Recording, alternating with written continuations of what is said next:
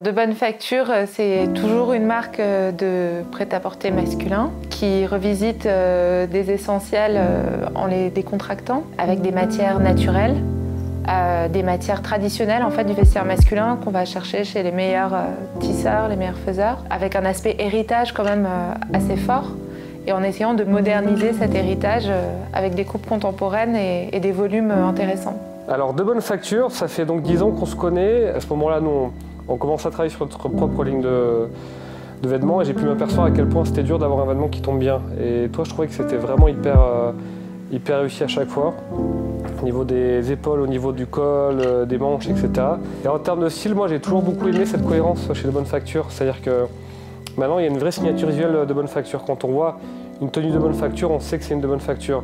Au niveau des matières utilisées, au niveau de la lumière des photos, au niveau des couleurs aussi. Donc, pour moi, il y a presque un côté un peu poétique du style français. Il y a une élégance à la fois qui est très cool, mais dans le sens très posé. Voilà, on est bien, on profite, mais qui est aussi à la fois discrète. Donc je trouve que c'est une très belle illustration de cette espèce de nonchalance française.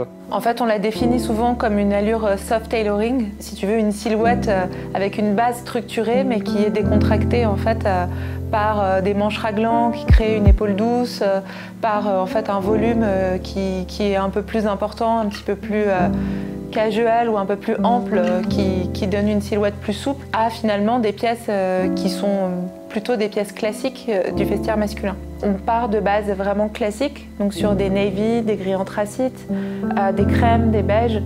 Et ensuite, on vient rajouter des couleurs un petit peu terreuses, comme justement des terracottas, des siennes, des marrons, chocolat, etc. Et ensuite, on vient rehausser de couleurs qui amènent une touche d'énergie, mais c'est jamais trop fort, disons, ça reste toujours dans la subtilité, donc des jaunes paille, des bois de rose. Moi, ce que je trouve qui a évolué en 10 ans, c'est qu'il y a une élégance qui reste toujours, comme je dis, décontractée, mais peut-être qui est un peu plus assumée qu'avant. On assume d'avoir toujours ces racines un peu très tranquilles, très posées, mais aussi, de temps en temps, on aime bien avoir une élégance peut-être un peu plus urbaine, mais toujours façon De Bonne Facture. Et avec ce côté qui donne une belle stature, une belle allure. Et je trouve que voilà, ce côté allure est plus assumé maintenant chez De Bonne Facture.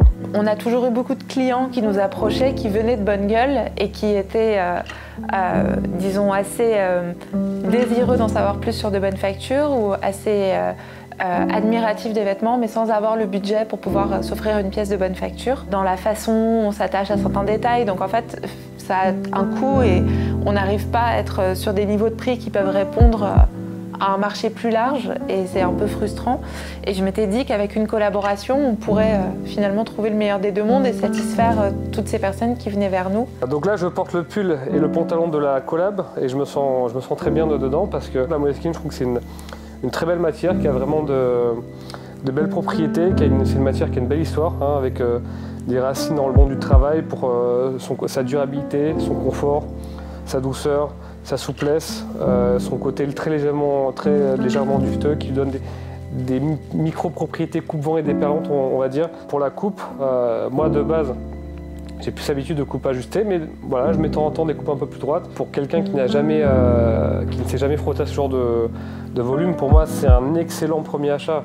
Parce que c'est une coupe droite mais qui est très maîtrisée, qui tombe vraiment bien et qui, je trouve, donne une allure vraiment très contemporaine. Parce que c'est vrai qu'aujourd'hui le vestiaire masculin, c'est quand même français en tout cas, suit le vestiaire japonais, donc avec des coupes qui sont beaucoup plus, qui sont un peu plus élargies, très confortables, hein, donc de surcroît. Notre pantalon ballon, que je porte d'ailleurs aujourd'hui, un pantalon emblématique de notre garde-robe. C'est inspiré d'un pantalon de charpentier français. Donc en fait, on a pris la forme de ce pantalon et en fait, on l'a rendu plus minimaliste. On a enlevé tous les détails qui étaient des détails un peu travail, juste pour garder cette silhouette. Et pour notre collaboration, on en a fait une version un petit peu plus work, un peu plus brute.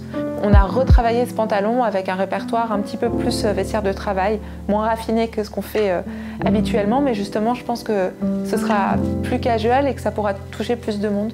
On a un marron chocolat qui est un peu comme un faux navy, parce qu'en fait, finalement, tu peux considérer que ça, c'est une sorte de nouveau chino, enfin, un chino avec un volume, ce volume ballon qui est particulier, que tu vas porter comme un chino, que tu vas associer comme un chino.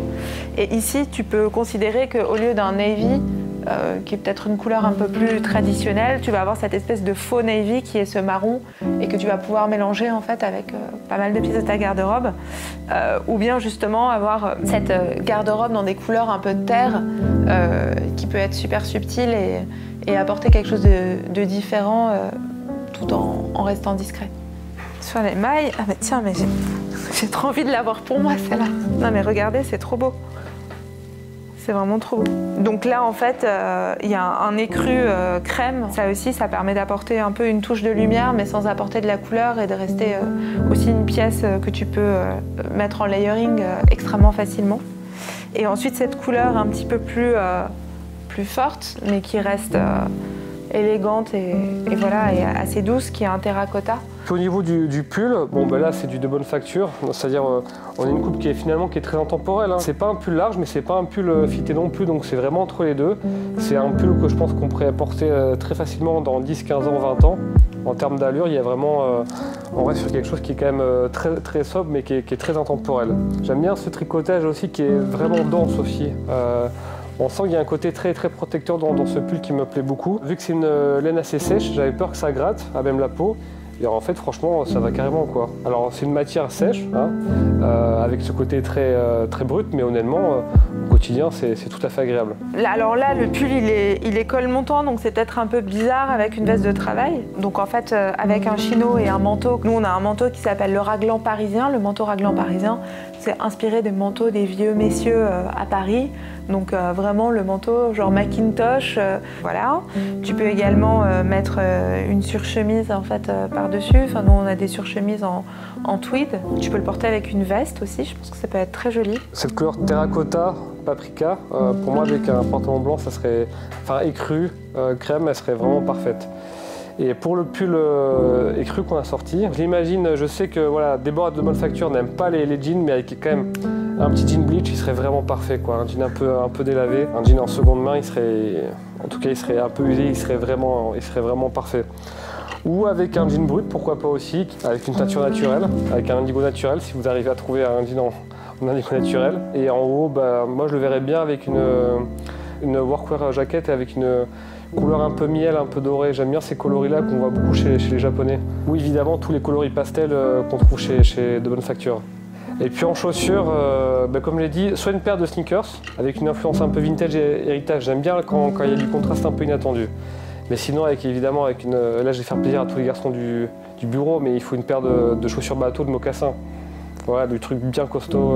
Donc cette collaboration en bonne gueule avec de bonne facture, c'est avant tout deux pulls. Donc un pull couleur terracotta et un pull couleur écrue, dans une laine assez sèche, avec un col qui remonte légèrement, une manche dite marteau. Et ce sont aussi deux pantalons, donc avec une coupe dite ballon, assez ronde, assez large, mais qui, je trouve, est hyper intéressante en termes de silhouette. Voilà, si vous avez des questions, n'hésitez pas, on est là, postez-les dans les commentaires et je me ferai un plaisir d'y répondre. À bientôt.